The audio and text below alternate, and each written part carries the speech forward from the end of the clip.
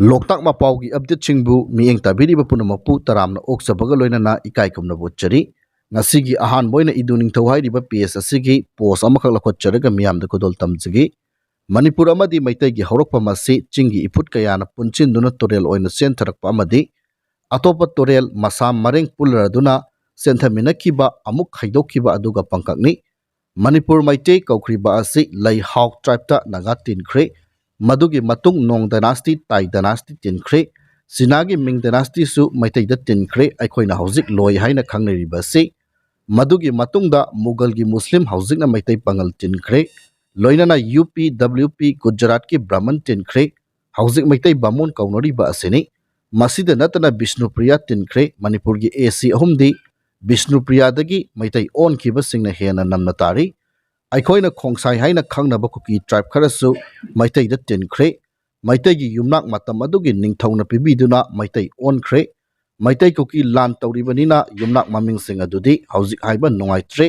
masa masana history thizaraga khangjasnu haiba wafam thamli makhatana not for discussion chakpa tribe ki manungda phayeng andro sekmai khurkhul koktruk taren pokpi amadi siren yauri lai haraubada chakpa village singna chakpa harauba tawi loi haibaga chakpa haiba asiga khenaba kaya ude khagema ningthaugi matamda ming dynasty na lan tarakpada leihauba khaki chinese sing aduna kangla fort thongna bonbina chingba building road bridge kaya sakibani hairiba khaki sing adu hauzik kadaida assimilate tawkhrabage haiba wahang hangli sakpa tribe kangbuda tin khrabra haibaki mari makhong khangdri haiba wafam thamli Tangza lila pakhangba 1445 BC to 1405 BC na kaubruda lakpa matamda mafam maduda hana leihau tribe leramle Tangza tangsang opsang dynasty lila idil turel fauruga lakpa pakhangba mapa masak khangbana leihau tribe ki sip ki machanupi sinbi leima luhongduna lauraba matung kaubru hildagi kingdom sandokpa hauki magi machanipa ningthau kangba 1405 to 1359 BC kaubrudagi leibak ngakpa hauki not for discussion gi ahan boina leihau tribe hairiba asi kana kanano amata oibra natraga tokhai ba tribe la aikhoina lai haraubada leihau isai jagoi shariba asiga mari leinabra ani suba discussion oina how haiba asi how hairiba asi oigadra lei natraga li natraga lahai natraga lai tribe hairiba asi hauzik china haina khangnariba mafamda leiriba li lahai lai lei hairiba sing asiga manabra ahum suboina tangsang hairiba asi hauzik Myanmar Arunachal Pradesh ta leiriba tangsang naga tribe asiga manabra makhoigi ariba record tasu chinagi Yunnan province tagi lakpa thengnai mari suboina tangjalila pakhang man haudoklamba khanganpa khapanganpa salai asi naga tangsang tribe ki chada nokda oigadra haiba wangangli Manipur ki historical gap 1199 to 44 BCE sahi lising amaga chamaga yankaiga manga oi hairiba matam asi taipong pan kawi taipong pan gi mioi kharana khamti long da rule tawriba nung tribe ki khwaidagi athoba luchingba thongarel khamnung sawa gi mathakta lantarai koilau nong Thailand pakhangba 934 BCE hauziki Manipur asida ningthau oiba haure koilau atia kuru sidna haiba oigani exact meaning khangjadre nong dynasty plus tai marolonba plus land